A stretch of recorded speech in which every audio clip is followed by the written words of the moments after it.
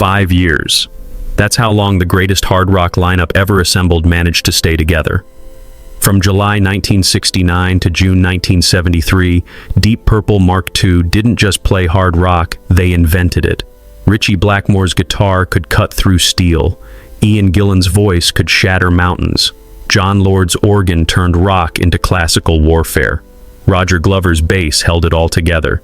And Ian Paice's drums drove it like a freight train with no brakes. In 1972, they recorded an album in a Swiss casino that caught fire during the sessions. The result? Machine Head, one of the greatest rock albums ever made, featuring a riff so iconic it became the most recognizable guitar line in history, Smoke on the Water. That same year they released Made in Japan, a live album so powerful it outsold every other live record of 1972 and proved that hard rock could be as virtuosic as jazz. By 1973, Deep Purple was the biggest band in the world, bigger than Led Zeppelin in Europe, bigger than anyone. And then, at the absolute peak of their powers, they fired their singer and bassist. This is the story of 5 years that changed rock forever, and why even the most perfect lineups can't survive their own success. And man, yeah, he's shooting at the world. Act 1, 1968 to 1969. Building the Monster. July 1969. Deep Purple was in trouble. They'd formed in 1968 as Deep Purple Mark I, a progressive rock band trying to blend classical music with rock. Their first 3 albums went nowhere. Critics ignored them. Fans didn't care. Guitarist Ritchie Blackmore was frustrated. He didn't want to play progressive symphonies. He wanted to play loud, heavy, aggressive. So in July 1969, everything changed. Out went singer Rod Evans and bassist Nick Simper. In came Ian Gillan, a 23-year-old singer with a 4-octave range who'd been singing in a band called Episode 6, and Roger Glover, a bassist who could actually write songs. This was Deep Purple Mark II. And from the first rehearsal, everyone knew something was different. Ritchie Blackmore had found a singer who could match his intensity. Jon Lord, the classically trained keyboardist, suddenly had bandmates who could keep up with his ambitions. Ian Paice's drumming finally had the power it needed. Their first album together, Concerto for Group and Orchestra, was released in December 1969. It was recorded with the Royal Philharmonic Orchestra at Royal Albert Hall. Critics called it pretentious, but it proved something crucial. This lineup could play anything. Then came 1970, and with it, the album that would change everything. Deep Purple in Rock, released in June 1970. Speed King, Child in Time, Flight of the Rat. This wasn't progressive rock anymore. This was something heavier, faster, more dangerous than anything anyone had heard. Child in Time featured Ian Gillan screaming notes that shouldn't be humanly possible. Ritchie Blackmore's guitar solo sounded like a machine gun.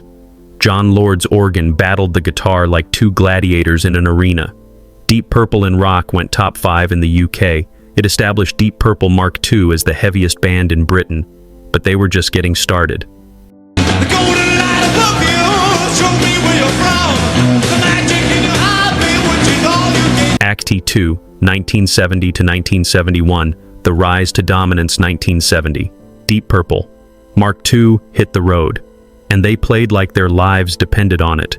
In America, they were opening for bands like Jethro Tull and Yes, but every night they'd blow the headliners off the stage.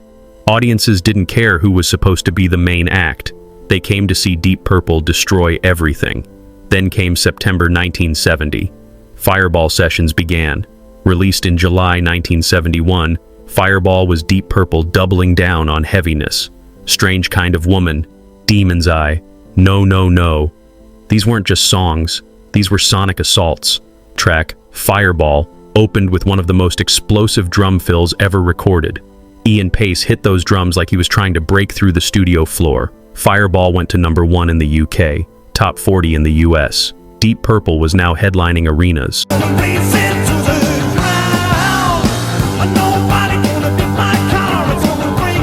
Act 3, 1972. Machine Head and Made in Japan, December 4th, 1971, Montreux, Switzerland. Deep Purple was set up in the Montreux Casino, ready to record. That night, Frank Zappa and the Mothers of Invention were playing a concert in the same building. During Zappa's set, a fan fired a flare gun into the ceiling. The casino caught fire. Deep Purple watched from their hotel across Lake Geneva as the entire building burned to the ground. The Rolling Stones' mobile studio barely escaped. All their equipment was safe, but now they had no place to record. Roger Glover looked out at the smoke over the lake and said to Ian Gillan, "This would make a great song." That song became Smoke on the Water. They ended up recording in the Grand Hotel's empty corridors and the Montreux Pavilion. The sound was raw, live, powerful, exactly what they needed. Machine Head was released in March 1972. Highway Star, Smoke on the Water, Lazy, Space Truckin'. Every single track was a classic. Highway Star opened with the fastest organ riff in rock history, then exploded into Blackmore's guitar. Lazy was a 7-minute blues jam that showcased every member's virtuosity. Space Truckin' was pure cosmic hard rock, a song about driving through the galaxy at maximum volume. But the real monster was Smoke on the Water. That riff, 4 notes, simple, unforgettable. Every kid who ever picked up a guitar learned it first. Machine Head went to #1 in the UK, top 10 in the US. It sold millions. And 50 years later, it's still considered one of the greatest hard rock albums ever made. But Deep Purple wasn't done with 1972. In August, they embarked on a Japanese tour. 3 shows, Osaka on August 15th and 16th, Tokyo on August 17th. The Japanese audiences were insane. They knew every song. They screamed for encores. They treated Deep Purple like gods. The band was on fire. Ian Gillan's voice was at its absolute peak, hitting notes that seemed impossible. Ritchie Blackmore was playing extended solos that turned songs into 20-minute journeys. Jon Lord and Ritchie would duel on stage organ versus guitar like 2 samurai warriors. The Rolling Stones mobile studio recorded all 3 shows. Made in Japan was released in December 1972, and it changed everything. Most live albums in 1972 were souvenirs, decent recordings for hardcore fans. Made in Japan was different. It was better than the studio versions. Child in Time stretched to 12 minutes of pure intensity. Space Truckin' became a 20-minute cosmic voyage. Lazy featured a keyboard solo that proved Jon Lord was the greatest rock organist alive. Made in Japan became the best-selling live album of 1972. It went top 10 in the US, #1 in multiple European countries. By the end of 1972, Deep Purple Mark II had done the impossible. They'd released 2 classic albums in 1 year, both massive hits, both critically acclaimed. They were now the biggest hard rock band in the world. In Europe, they were outselling Led Zeppelin. They were untouchable, unstoppable, perfect. And that's when the cracks started to show.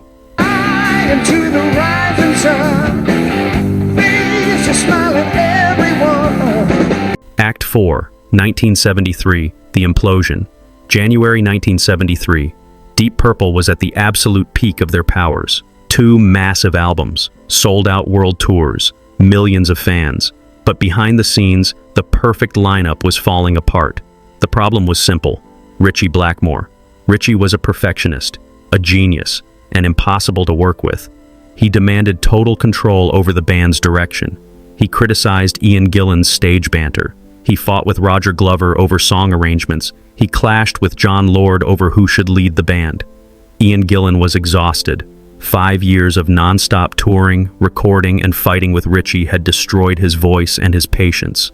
He was drinking heavily, missing rehearsals, talking about quitting. Roger Glover was caught in the middle, trying to keep the peace while writing songs and producing albums. In March 1973, they released Who Do We Think We Are, their 7th studio album in less than 4 years. Woman from Tokyo, Mary Long, Rat Bat Blue, solid tracks. But the magic was fading. The album felt rushed, tired. The band was running on fumes. It still went top 5 in the UK and US because they were Deep Purple. They could release anything and it would sell. But everyone knew something was wrong.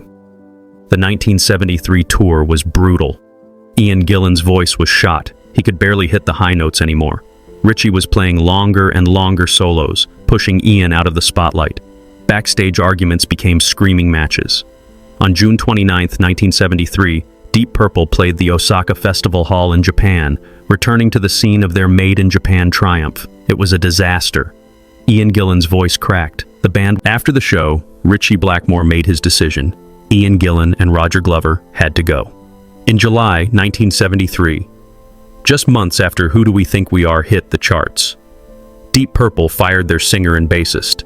Not because they weren't talented, not because the albums weren't selling, but because Ritchie Blackmore wanted total control and Ian Gillan refused to be controlled. The greatest hard rock lineup ever assembled was dead. Deep Purple Mark II, the lineup that defined hard rock, that created Machine Head and Made in Japan, that outsold Led Zeppelin in Europe, lasted exactly 5 years. July 1969 to July 1973, and it was over. The legacy of 5 years, 60 months.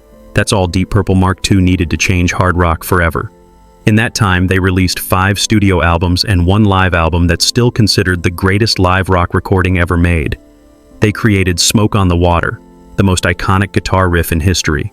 They proved that hard rock could be virtuosic, that heaviness didn't mean stupidity. They influenced everyone who came after them. Without Deep Purple Mark II, there's no Judas Priest, no Iron Maiden, no thrash metal, no power metal, no shred guitar. Ritchie Blackmore's neoclassical approach to rock guitar became the blueprint for every metal guitarist who followed. Ian Gillan's 4-octave scream became the standard every hard rock singer tried to match. Jon Lord proved that keyboards could be as heavy as guitars. But here's what made those 5 years so special: the tension. Deep Purple Mark II was 5 massive egos locked in a room fighting for dominance. That tension created the music. The battles between Ritchie and Ian, between guitar and organ, between control and chaos, that's what made Machine Head and Made in Japan so explosive. But that same tension destroyed them.